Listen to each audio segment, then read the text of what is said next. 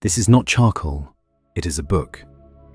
For nearly 2,000 years, opening it meant destroying it. Yet inside this blackened roll, Greek words still survive, sealed by the eruption of Mount Vesuvius in 79 CE. So how do you read a book you cannot open? In 2026, researchers did exactly that. They virtually unwrapped the surviving surface of one scroll, revealing nearly 1.5 meters of material and ink traces across more than 20 columns without physically opening it. But the real story begins with a disaster that should have erased every word. Hot volcanic material carbonized the scrolls inside the villa of the papyri, then buried them beneath Herculaneum. The eruption destroyed the library and became the reason part of it survived. When the scrolls were rediscovered in the 18th century, nobody understood how to reach the writing trapped inside them. Once they were identified as manuscripts, the urge to read them immediately took over, and that urgency led to disaster. Scholars tried slicing scrolls in half to expose interior surfaces. Chemical treatments were brushed onto the brittle material, hoping to soften it. Many scrolls crumbled into fragments or were destroyed outright. A slightly better method arrived with a machine built by Father Antonio Piaggio, a delicate mechanical unroller that inched papyrus open a fraction at a time. It saved some texts, but the process was excruciatingly slow, and even this gentler approach still damaged material and could take years to unroll a single scroll.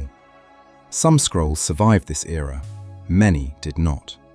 Whatever was lost during these early interventions is lost permanently. That fact does not go away later in this story. It stays true no matter what technology eventually arrives. For a long time, it seemed like the remaining unopened scrolls, hundreds of them, would simply stay silent forever, too fragile to touch and too dense to read from the outside. Then came a shift in the question itself. Instead of asking how to unroll a scroll, researchers began asking whether they even needed to unroll it at all.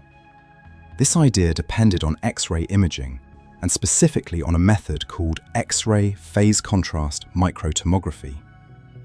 In theory, an X-ray scanner could peer through the carbonized layers without cutting or unrolling anything, producing a three-dimensional map of the scroll's interior structure. In practice, there was an immediate problem. Both the papyrus and the carbonized ink are carbon-based.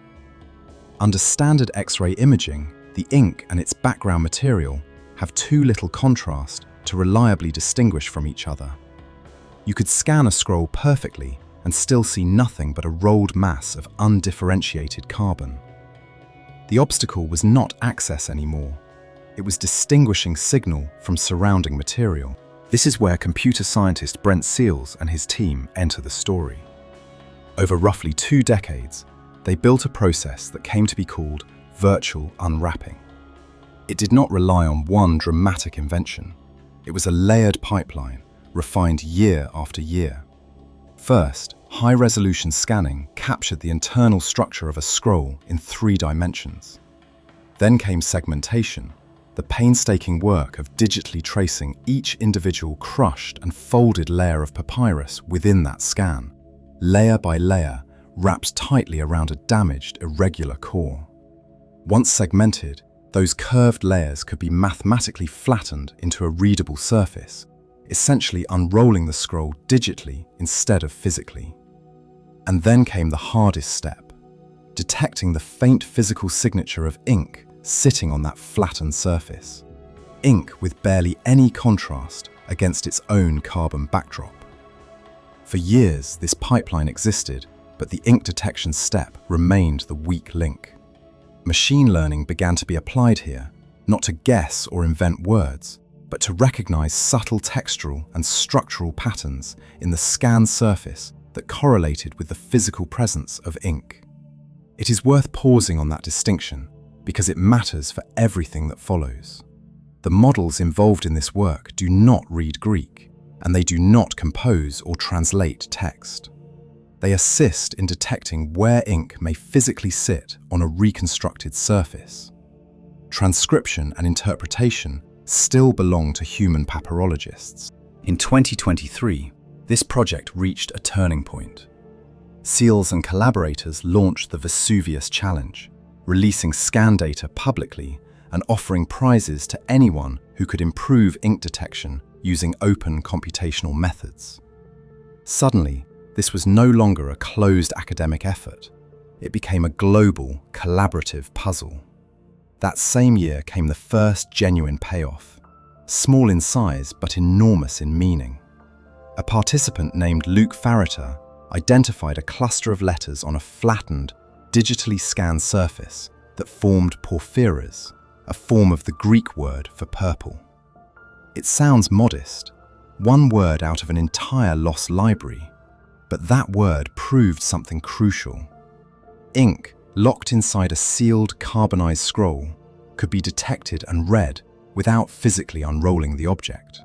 It was a decisive proof that text hidden inside a sealed Herculaneum scroll could be recovered non-invasively.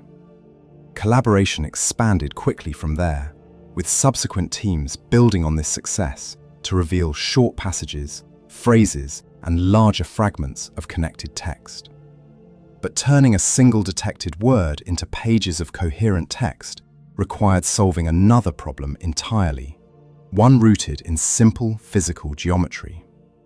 A scroll is not a flat page. It is a tightly wound spiral, often crushed, cracked, and folded in on itself from the pressure of burial. Segmenting that structure meant tracing each papyrus layer through a chaotic, three-dimensional volume, layer after layer, without tearing the model apart digitally or merging separate windings together. Getting the geometry wrong meant garbled, overlapping text, or missing sections entirely. This was slow, exacting work, and it explains why progress moved in careful stages rather than sudden leaps. That patience paid off. In February 2025, researchers at the University of Oxford's Bodleian Libraries, working with the wider Vesuvius Challenge community, announced that text had been identified inside a separate scroll designated PHerc 172. This was an important scroll in its own right, distinct in identity and material from earlier work, and its successful reading demonstrated that the virtual unwrapping pipeline could be applied to another sealed scroll beyond the original proof of concept. Then, on June 25, 2026, came the announcement this story has been building toward. Researchers announced the complete virtual unwrapping of the preserved, image-supported surface of PHerc 1667. The reconstruction revealed nearly 1.5 meters of continuous surviving material, with detected ink traces arranged across more than 20 columns. Parts of the Greek text have been read by papyrologists, while faint traces, especially in some earlier columns, remain under review.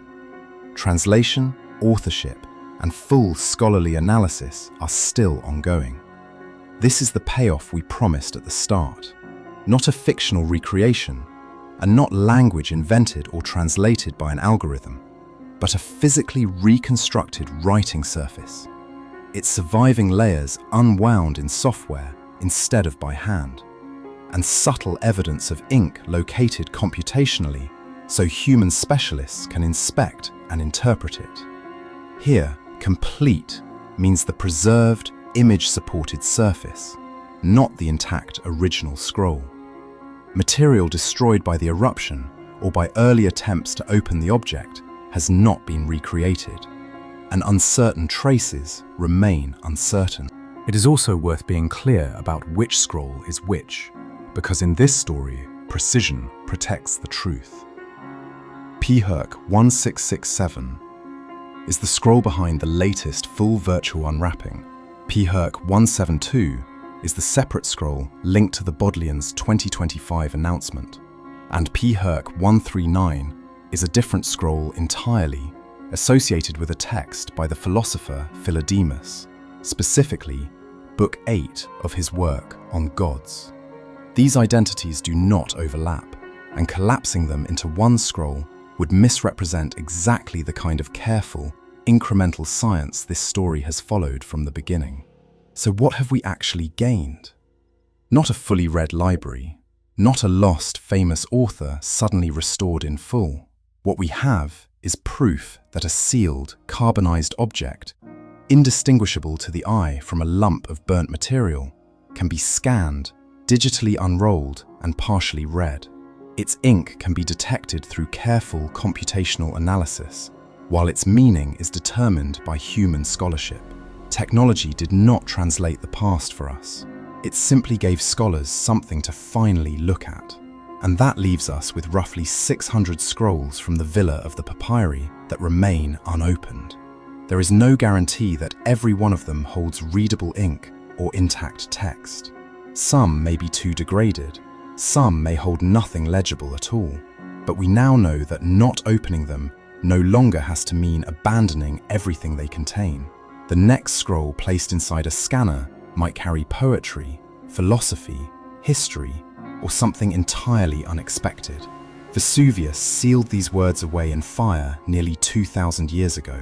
The question now is which voice from that lost library we will hear next.